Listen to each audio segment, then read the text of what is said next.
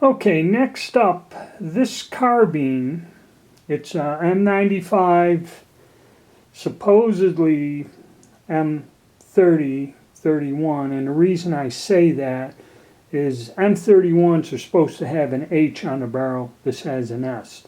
But it is a World War I issue rifle that was manufactured in Bucharest, okay, during the war. And I think that this gun is probably the most original one that I have, because the stock receiver and that are all matching. Again, this is another gun I bought from somebody off the gun broker many years ago, and I bought it because of the interesting markings, and also it does not have an import mark on it. So the stock is still serial numbered to the gun. And when we go back here, this has the unit marking, PB.5298 on the buttstock. So this was issued to a unit, okay, and it also has the R's instead of the K's for all the acceptance. So the magazine and trigger guard are from the Hungarian or Bulgarian manufacturer. So I believe this gun is original and untampered with. This one hasn't been assembled from a pile of pieces. So when we look at the markings, okay, this gun here has a couple stamps down in the receiver barrel area, but I tried looking at them. Even if this focused, I can't make them out what they are. These two stamps, but they're there, much like the long rifle I had has something similar, but not exactly the same shape or type of stamp. So let's look at the receiver markings. And this one's highly interesting. Okay, we have a whole array of markings here. Okay, this is about the best I'm going to get.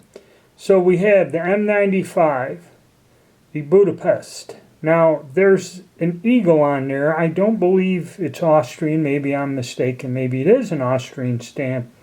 I'm not quite sure.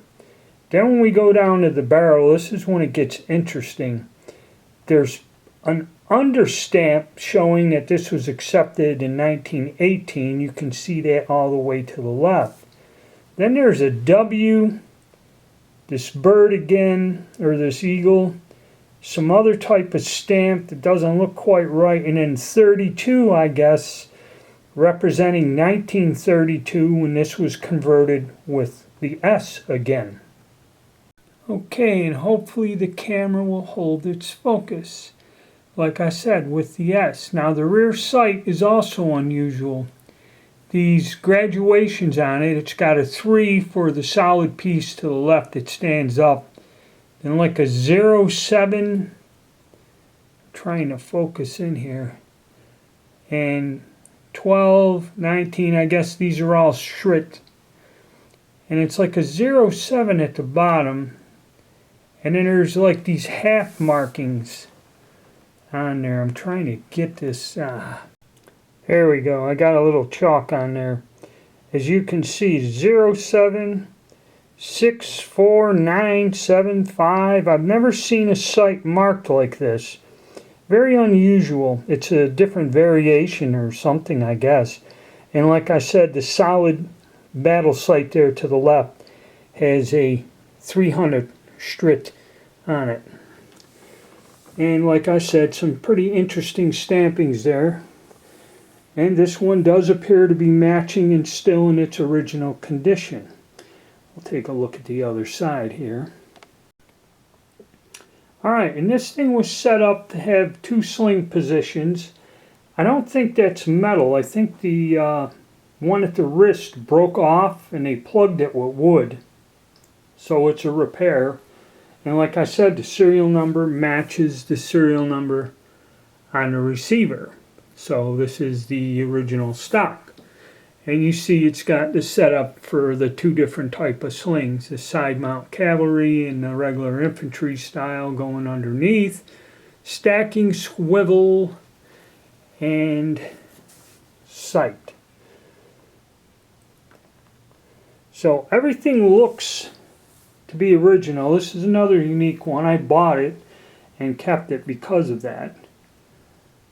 But I believe this is probably the only one I have that's matching all the way around. And I mean, from the inspection quality stamps, it's all from Budapest. It hasn't been changed, or none of the barrel bands. That maybe they have, maybe they haven't, don't know. They're not serial numbered. But probably the only example I have that's matching, so to say. Okay, so now we'll move on to the next one and see what other type of interesting markings we can find.